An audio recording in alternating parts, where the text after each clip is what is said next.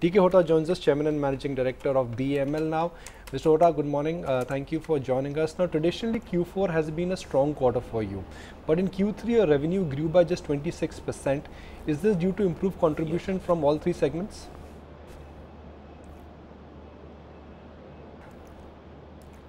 Well, I would say this increase of 27% is on account of essentially a little bit of upsurge we saw in the mining and construction, as well as in the rail and metro segment. Defense has been a little subdued for us. Q4 essentially has been the best for us, and we expect this year Q4 to be much better than last year. What is the buzz on your disinvestment? That was the talk of the town for better part of 2018 and entire 2017.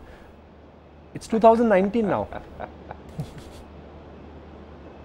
Well, yeah, I know.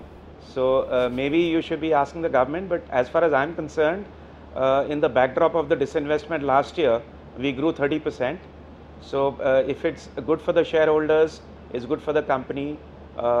I guess, either way, it doesn't make much of a difference to us whether we are disinvested or we have government as the major shareholder, because there are opportunities galore in all the three segments that we are operating in. So, it's okay.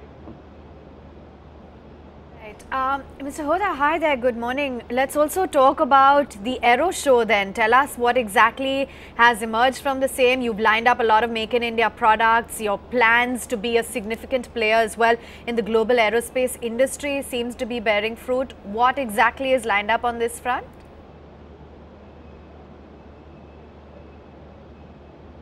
Yeah, good morning. Aero Show has been excellent for us. We have signed up a number of MOUs, NDAs with leading players. Yesterday we signed up with Lockheed. We are looking at offset opportunities with Boeing. We are also in talks with Irkut Corporation for certain civilian aircraft components. As you know, we already make missile components. We have capabilities in machining and fabrication of exotic metals.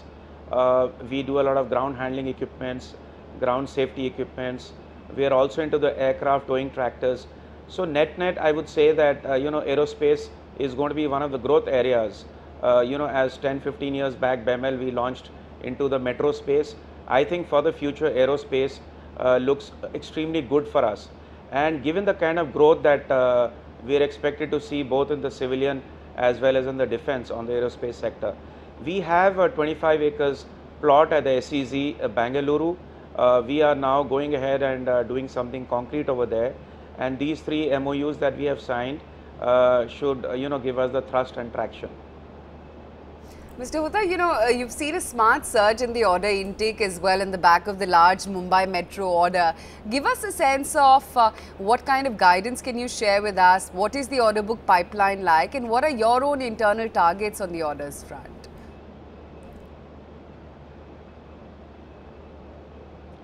Well, the order book position never looked so good for BEML as it is now. I think yesterday we just got an order for about 400 crores for Bangalore Metro. We are expecting another big order from Delhi Metro. So, we have crossed, or we are just about near the 10,000 crore mark as far as the order book position is concerned. In the defense space, we had one order which was stuck, the ARV. We are expecting resolution of that.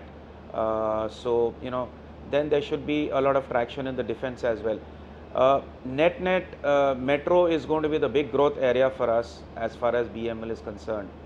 On the backdrop of also mining and construction, we are seeing very good ordering by the coal companies.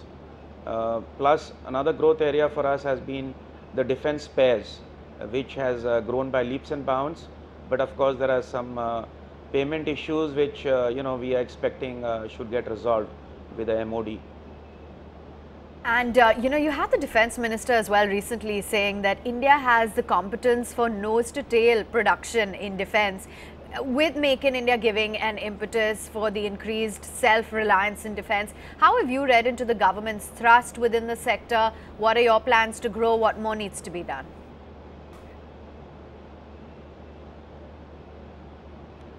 Well, as you know, BEML really epitomizes the Make in India vision of the Honorable Prime Minister. In the recent past, we have churned out products from our own stable. For example, the 200-ton dump truck, which we have sold to Coal India. There are barely 4 or 5 companies in the world which make such a product. We had also supplied a 180-ton excavator, that is our own make in India. We are focusing on indigenization in a big way.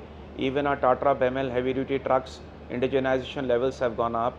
We have signed up with Tata for a JV to manufacture the spare parts, which hitherto used to be imported from outside. They would manufacture them in India as well as source it for the worldwide use. So, you know, these are all great opportunities. But, you know, when you look at the civil aviation sector, I am told currently India has about 600 to 700 civil aircrafts. That is going to get increased by another 1600 in the next 5 years. We are also looking at a lot of traction in the number of airports that are going to be set up. Project Udan has come up in a big way. We also make passenger boarding bridges in technical tie-up with a Spanish company. So, you know, these are all going to afford huge opportunities, and BEML is pretty well placed for that. We have a lot of capacities. We have a lot of manpower. We have a capacity to absorb technology, and 50% of all products that we sell is our own homegrown R&D. So I think Make in India, a thrust of the government, is going to help us. I am told the MRO of the aircrafts, which hitherto used to go abroad for the maintenance, there has been a kind of insistence, and rightly so, by the government that these should be maintained in India. So the MRO space is also extremely exciting. So we are carefully studying that. All right, we'll let you go on that note. Thanks very much for joining in, talking about your ambitious plans for aerospace, the overall outlook for defense and your order book position.